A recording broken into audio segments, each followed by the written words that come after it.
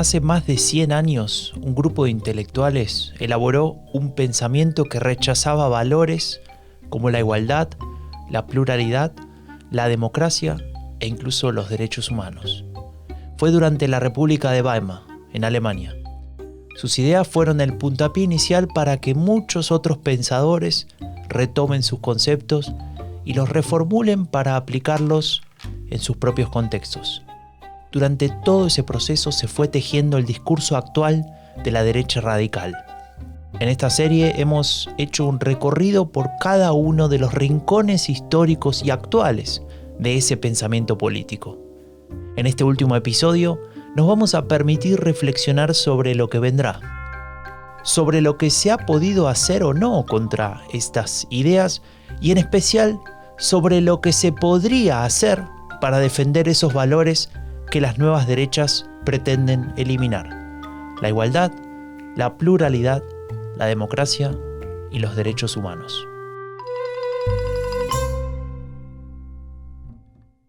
¿Alguna vez te preguntaste de dónde viene la narrativa de Donald Trump? ¿Escuchaste hablar sobre una supuesta decadencia moral de Occidente? ¿Cuál es el poder de los Bolsonaros o los Milei en Latinoamérica? El discurso de la derecha radical tiene raíces profundas. No son solo fuegos artificiales. Son premisas, supuestos y teorías desarrolladas por un conjunto de pensadores desde hace ya varias décadas, los ideólogos de las nuevas derechas. Soy Franco de Ledone y te invito a desvelar la genealogía del pensamiento político de las nuevas derechas, una serie especial de Epidemia Ultra sobre los orígenes del discurso de la derecha radical. Una producción de Rombo Podcast y Anfibia Podcast con el apoyo del Laboratorio de Estudios sobre Democracia y Autoritarismos de la Universidad Nacional de San Martín. Hoy presentamos El fin del liberalismo. Último día en Buenos Aires. Decidí cruzarme toda la ciudad para ir a buscar un libro que solo lo tiene una librería en el centro. Tengo un rato largo de viaje desde Mataderos, así que voy preparado. Me descargué toda la grabación de la charla que tuve con Ezequiel Ipar, director del Laboratorio de Estudios sobre Democracia y Autoritarismos de la Universidad de San Martín. Además es profesor en Sociología en la Universidad de Buenos Aires e investigador del CONICET. Lo primero que le pregunté a Ipar fue por esas ideas del pasado que regresan como si no hubiesen envejecido. ¿Cómo puede ser que retornen al debate estos postulados racistas, antisemitas y antidemocráticos? Uy, ahí viene el colectivo. Lo escuchamos en el viaje. Ojalá que no venga muy lleno.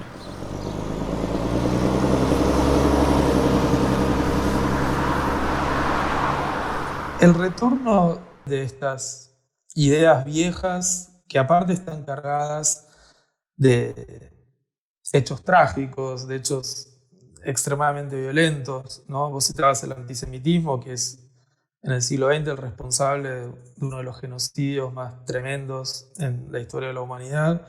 Entonces, el retorno de estas ideas cargadas de esa experiencia de violencia es, digamos, por un lado difícil de explicar y por otro lado hay algo que, digamos, que hay que animarse a pensar. Lo que digo que hay que animarse a pensar es que tal vez lo que permite este retorno es que finalmente las causas que en la historia desencadenaron y permitieron que crecieran estas ideas con toda su carga de violencia política, esas causas siguen estando presentes, ¿no? Esas causas tal vez estuvieron latentes o esas causas estuvieron amortiguadas, por decirlo de alguna manera, y tal vez en nuestro contexto lo que tenemos es simplemente una nueva eficacia de esas causas.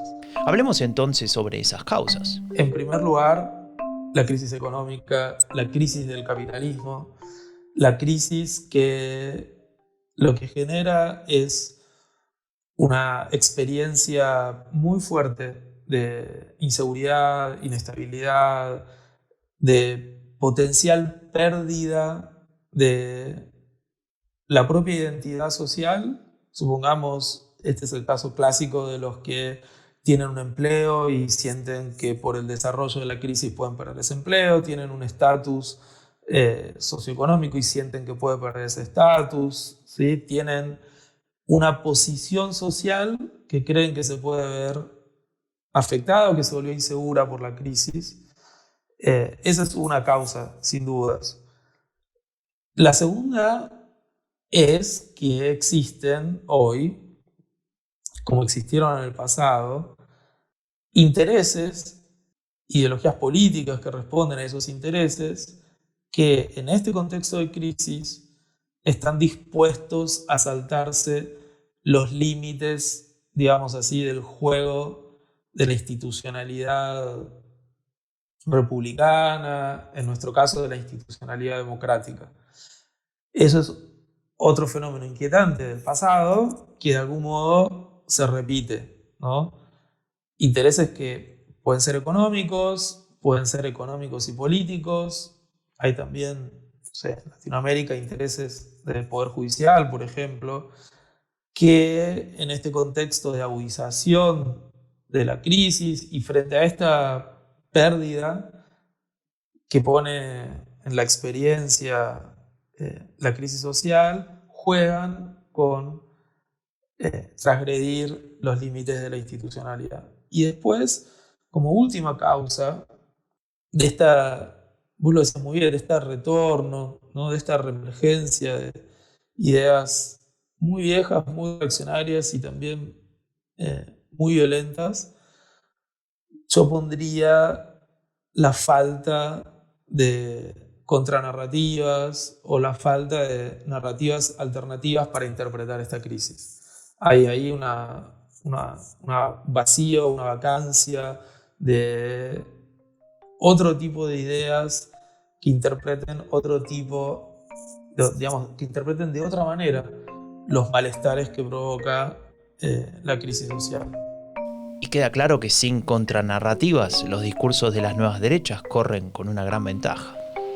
Mira, ya estamos en Avenida del Trabajo. Bueno, hace 30 años le cambiaron el nombre a Eva Perón, pero yo le sigo diciendo Avenida del Trabajo. Le pregunté a Ipar por la cuestión de la crisis política, por la desafección. Me pareció relevante porque, como hemos visto, es una herramienta muy importante el discurso de la derecha radical para movilizar. Siempre para juzgar el desempeño de un partido político en un contexto de crisis, sobre todo en un contexto de crisis múltiple como el que tenemos hoy, ¿no? Porque hoy tenemos la crisis que dejó la pandemia, tenemos la crisis de una pospandemia muy inestable y después la crisis que se abrió con la guerra en Europa, que repotencia las vulnerabilidades en el sistema económico, inclusive en el sistema institucional de los que hablábamos antes. Hoy tenemos una crisis muy aguda que encima es múltiple. Pero sin duda hay que juzgar el desempeño de los partidos políticos en esos contextos difíciles. Uno diría que para eso estaban los partidos políticos, ¿no? Para enfrentar las contingencias más agudas del sistema económico, del sistema institucional, para enfrentar sus desafíos. Y cuando uno mide su desempeño frente a el desarrollo de la crisis, sin duda hay un problema, hay un déficit.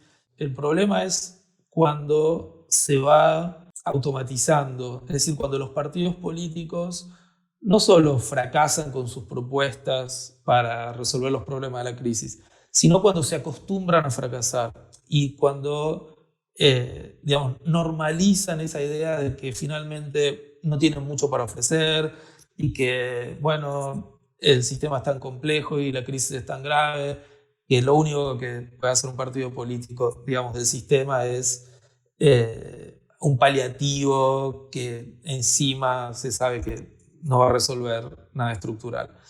En esa normalización, esa impotencia de los partidos políticos naturalizada, me parece que es un fenómeno diferente al de el fracaso puntual para resolver un problema. Entonces ahí sí yo creo que puede haber lo que vos decías, un motivo de crecimiento de desafección, y no solo de desafección, sino de resentimiento contra los partidos políticos. Ya estamos a la altura de Parque Rivadavia, en el corazón geográfico de la ciudad. Bueno, casi, no es el corazón geográfico, pero casi. Este parque siempre me gustó porque acá se venden libros. Debe haber más de 50 puestos, todos los días. Una de mis excursiones preferidas. Ah, y ahí viene una de las respuestas que más me gustaron de Ezequiel Ipar. Le planteé un interrogante que posiblemente a esta altura te estés haciendo también vos. Cuando reflexionamos sobre las ideas de las narrativas de las nuevas derechas, es decir, cuando las llevamos hasta sus consecuencias finales, nos encontramos con contradicciones, absurdos, o en el peor de los casos, con el fin de la democracia. Entonces, ¿por qué consiguen adhesión y logran movilizar personas? La pregunta está muy bien, y está muy bien también remarcar este síntoma del carácter contradictorio, inclusive del carácter autodestructivo de ciertas creencias de neofascismos, derecha radical o ultraderecha, ¿no? Porque en la contradicción no se trata solo de un problema lógico. Digamos, tengo como dos pistas para entender este síntoma. La primera que siempre hay que tener en consideración es que estas ideas viejas, como vos las llamabas, nunca apuntaron realmente a satisfacer intereses materiales de los destinatarios de sus discursos, ¿no? Muchas de estas ideas viejas tienen como en un subtexto, y ese subtexto en muchos casos se termina transformando en el texto principal, una fuerte pulsión de muerte, que tiene este lado autodestructivo, ¿no? Es decir, son ideas que no le garantizan, digamos, bienestar y libertad a los individuos, sino que le garantizan en un mensaje que puede parecer paradójico para el espacio público, ¿no? Pero lo que le garantizan es destrucción, sacrificio y en muchos casos autosacrificio. O sea, buscan legitimar ese ideario sacrificial que lo enlazan, por supuesto, con momentos de catástrofe, en esta especie de cosmovisión que dice, bueno, como la situación histórica que nos ha tocado vivir es la de la catástrofe, no sé, civilizatoria, ¿no? Cultural, lo mejor que podemos hacer en este momento es alentar el fin y la destrucción de todo, ¿no? Hay que reponer este lado, digamos, de un catastrofismo extremadamente destructivo, y este juego con, no sé, lo que psicoanalíticamente llamaríamos la pulsión de muerte, ¿no? Y como decíamos al inicio de este episodio, desde hace un siglo el pensamiento político de las nuevas derechas escriben sobre ese final. Evidentemente nos llama la atención, nos parece inusual, porque se supone que los partidos políticos no tienen ese tipo de mensajes. Entonces, por un lado, colocaría este modo de desmentir la idea de que hay algún interés individual que se satisface a través de estas creencias. Tal vez puede ser la destrucción de todo interés individual lo que promueven estas creencias. Ahora, del otro lado, lo que me parece que sucede y que es, no sé, de alguna manera otra característica que habría que resaltar, es que no todos los adherentes de estas ideas llegan a este punto en el que sus contradicciones muestran este lado autodestructivo. Es decir, no todos los adherentes examinan las ideas violentas, estas ideas reaccionarias que tienen este lado autodestructivo, no todos las examinan hasta llegar a esta conclusión a la que vos llegabas, ¿no? Es decir, y los que se quedan en el camino, los que, como si dijéramos, compran sobre todo a veces la propaganda, compran la estética, compran el mensaje atractivo, se suben a un carro que entienden que es como una moda y a ese carro al que se subieron no le hacen todas las preguntas que le tendrían que hacer para adherir políticamente. Bueno, ahí hay otro fenómeno que también hay que considerarlo. No todos los que terminan votando, o inclusive no todos los que terminan replicando estas ideas, hicieron ese tipo de adhesión, ¿no? Decidida, profunda, y llegaron a este punto que vos señalás de examinar sus contradicciones. Hay una fuerza en estas ideas que siempre tuvo que ver y ahí hay otro puente de conexión del pasado con el presente, siempre tuvo que ver con una excelente publicística, como si fueran expertos en la propaganda, para un mensaje y para un programa político que puede ser absolutamente insustancial o, como vos decís, incoherente, radicalmente incoherente. Pero esa expertise en la publicística, esa expertise en la propaganda, no hay que desvalorizarla, porque tiene una eficacia que puede explicar esas adhesiones débiles a las que me refería.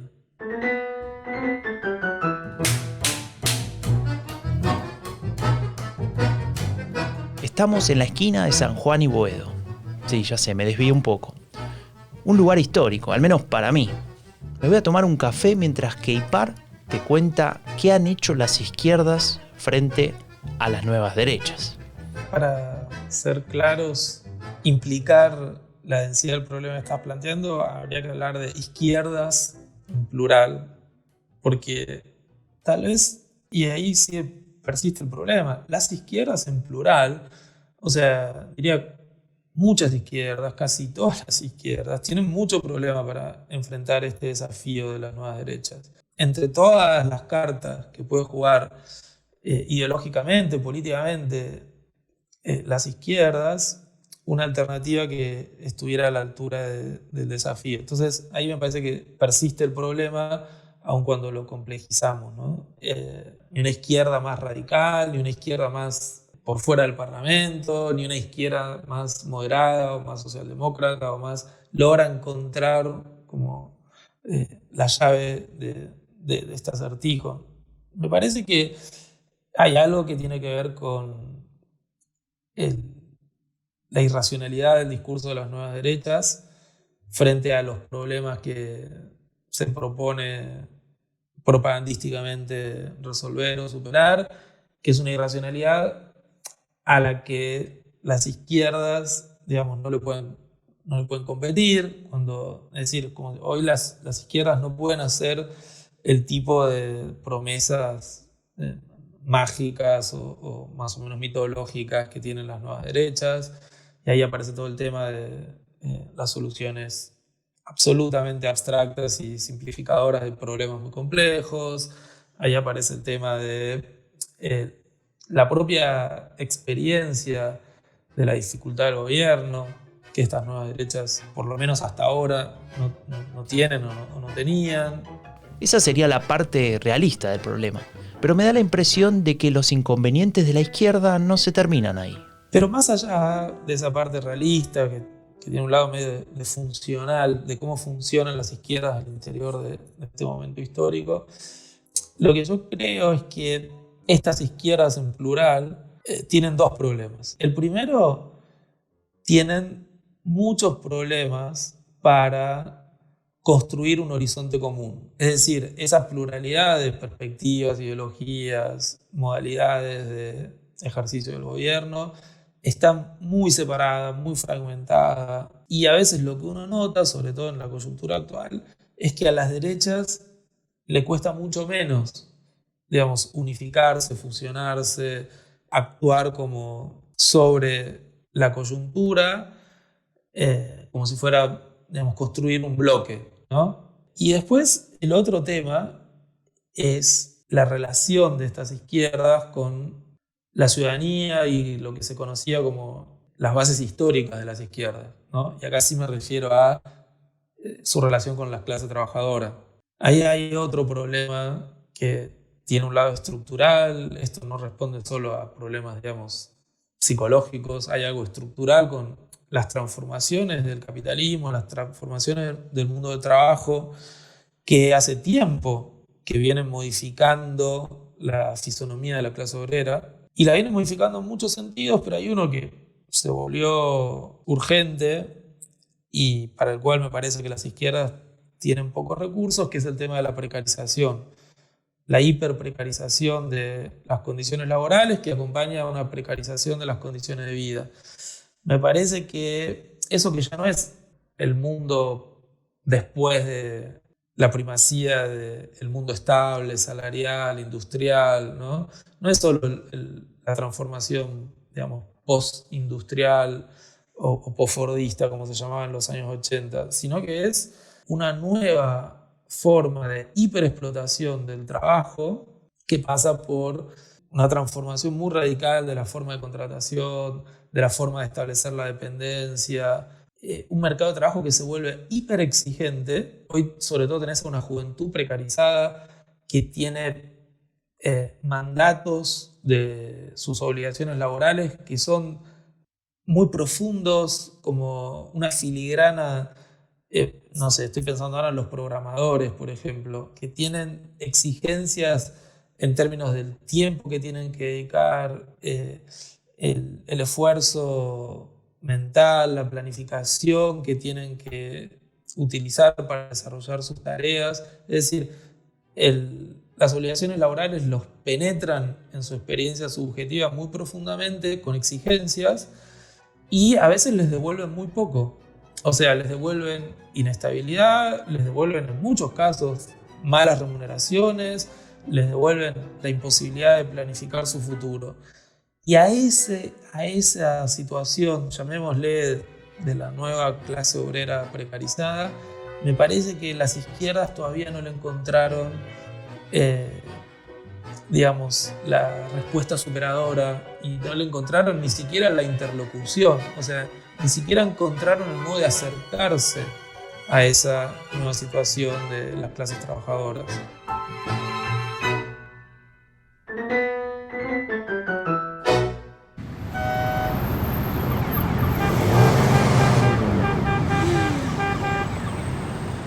Ya llegué al centro de Buenos Aires y el esfuerzo valió la pena porque ya tengo el libro que vine a buscar.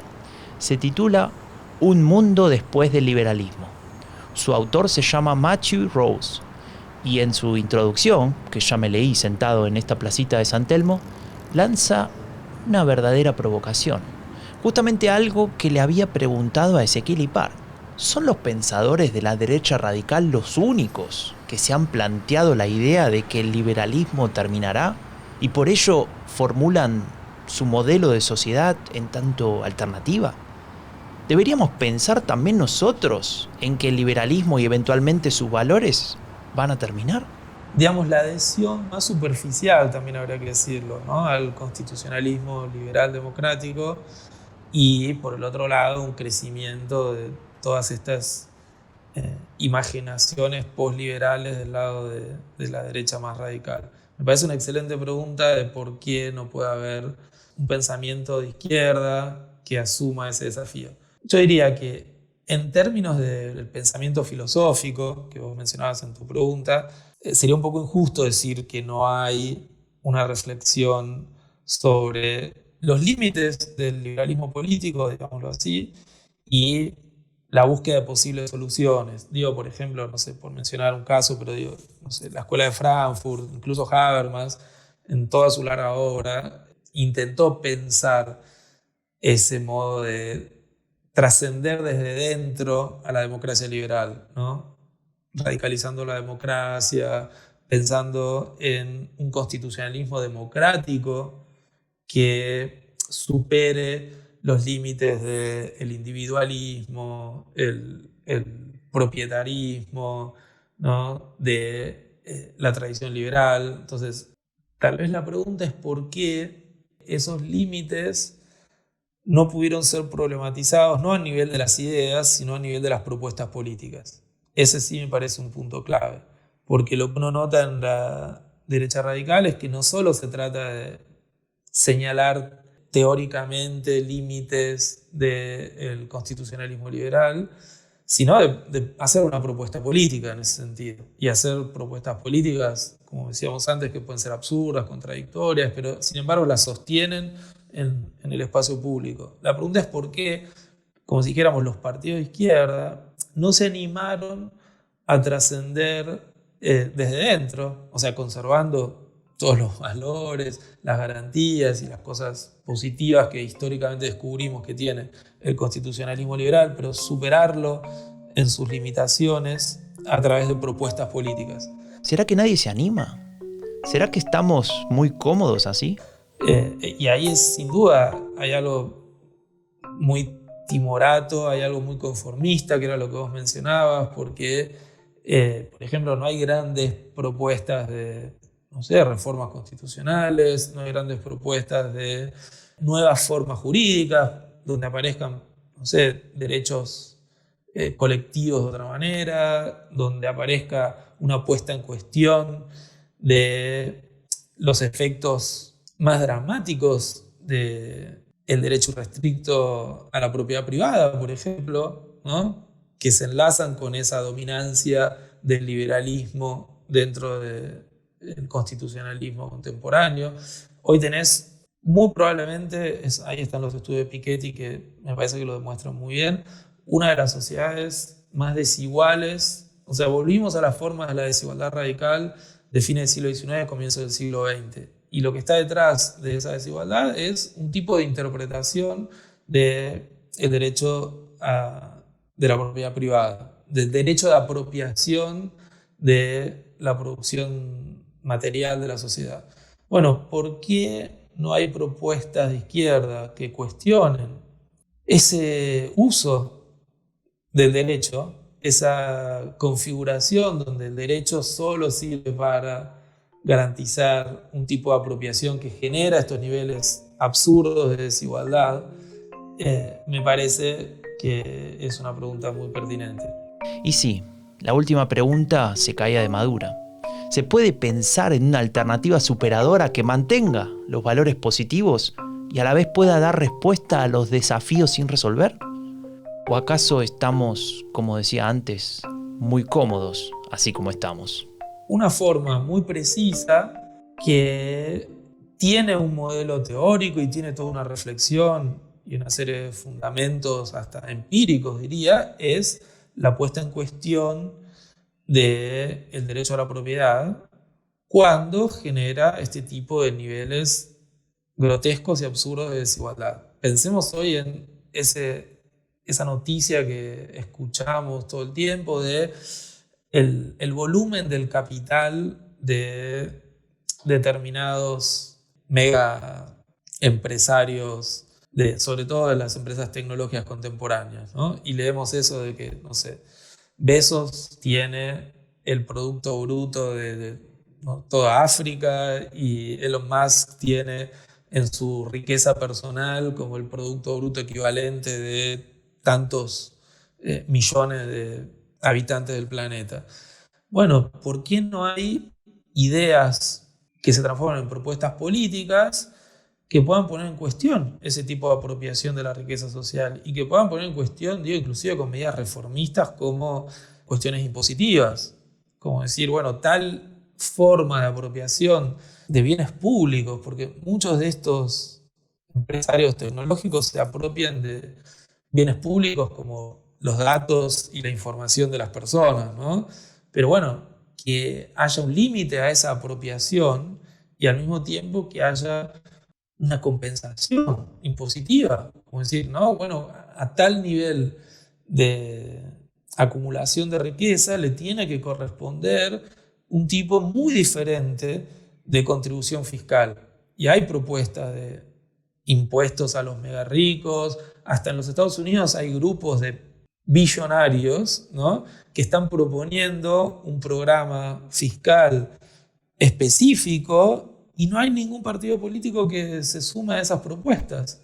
No hay ningún partido político que transforme esa necesidad relativamente evidente de equilibrar un poco la balanza de la desigualdad en alguna propuesta legislativa y en alguna puesta en cuestión del status quo jurídico en estos temas. Ese me parece un tema que es muy preciso y es un tema en el que la vacancia, yo te diría, de todas las izquierdas, como decíamos antes, en propuestas concretas, decididas y que lo tomen como uno de sus principales temas de campaña, es muy notable.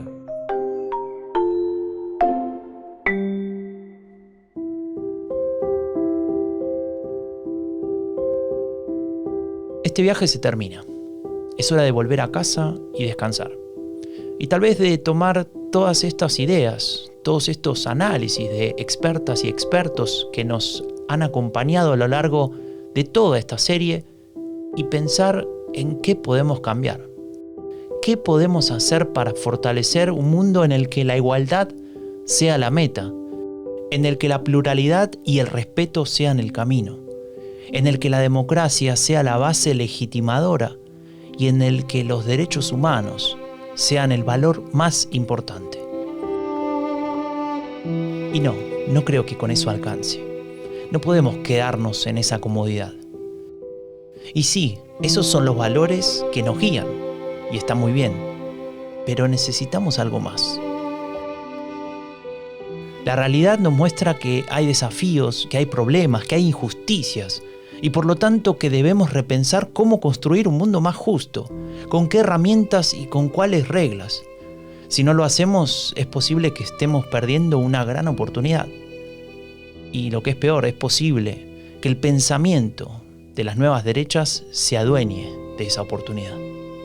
Esta serie ha intentado apelar a la empatía metodológica para que conozcamos mejor ese pensamiento, para que en lugar de juzgarlo, lo comprendamos y podamos identificar sus fortalezas y debilidades, para que construyamos las narrativas y las políticas públicas que neutralicen su crecimiento.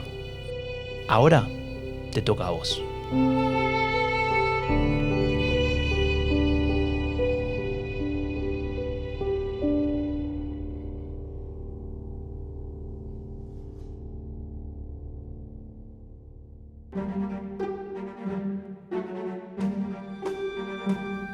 Soy Franco de Ledone y esto fue Genealogía del Pensamiento Político de las Nuevas Derechas, una serie especial de Epidemia Ultra sobre los orígenes del discurso de la derecha radical. Una producción de Rombo Podcast y Anfibia Podcast con el apoyo del Laboratorio de Estudios sobre Democracia y Autoritarismos de la Universidad Nacional de San Martín.